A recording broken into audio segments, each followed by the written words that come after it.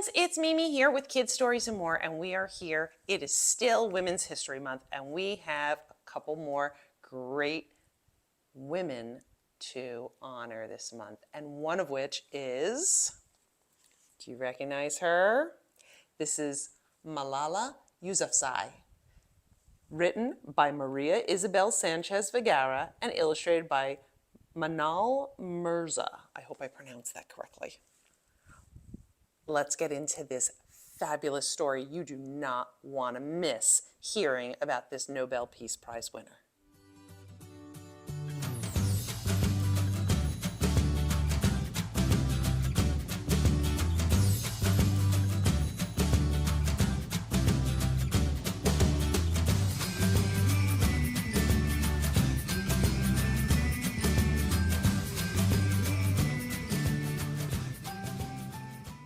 Malala Yousafzai, written by Maria Isabel Sanchez Vegara and illustrated by Manal Mirza. In the beautiful Swat Valley in Pakistan lived a Muslim girl called Malala. Her home was humble, and so was the school for girls her father ran. Malala couldn't wait to grow up, attend class, and discover all her talents. See her there?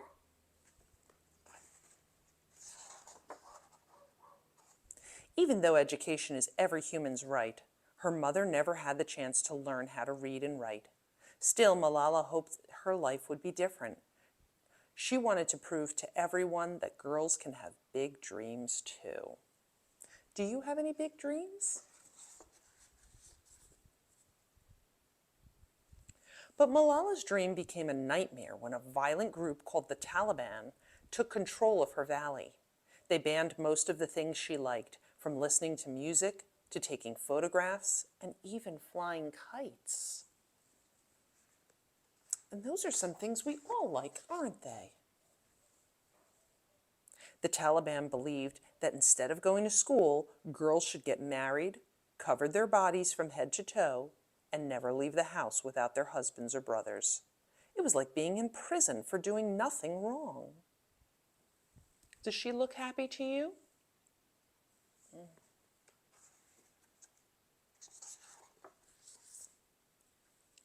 In just a heartbeat, the Taliban destroyed hundreds of all-girls schools and made parents scared to send their daughters to class.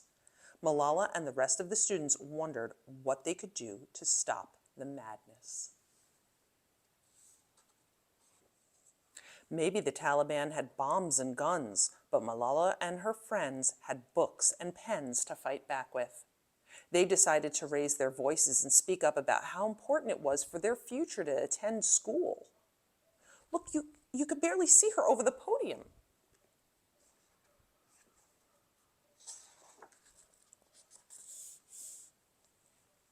They shared their story on local television, and soon Malala was asked to write a diary about her life under the Taliban rule for the BBC. She used the name of a heroine from one of her favorite Pashtun tales, Gul Makai. I hope I'm pronouncing that correctly. It might be Yul Makai, I'm not sure. Or Yul. Let's see.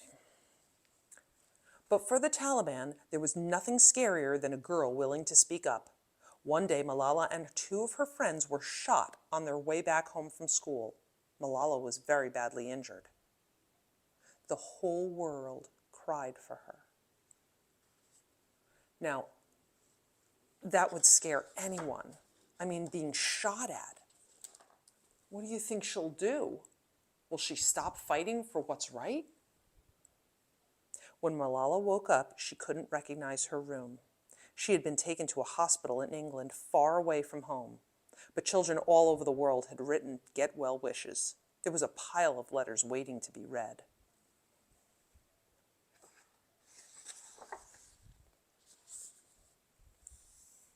Malala did not just get better, but stronger and louder.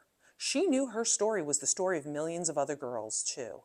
With her father's help, she created a foundation to improve their lives and their education. Wow. She did not let that setback hold her back. 2 years later, she became the youngest person ever to receive the Nobel Peace Prize.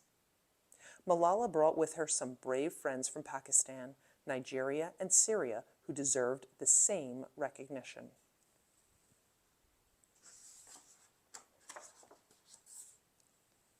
From the White House to refugee camps, Malala traveled the world, speaking up about every child's right to go to school.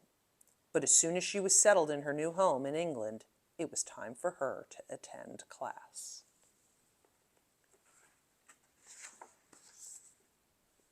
The day she received her degree from the University of Oxford was one of her happiest. Still, the next morning, she woke up ready to fight for all the little Malalas in the world and their right to dream as big as they want. And she will keep doing so. Now, as in all the other books like this, you see actual pictures of the person and a summary of their life. This is a timeline of their life. And here's some other Little People, Big Dreams books.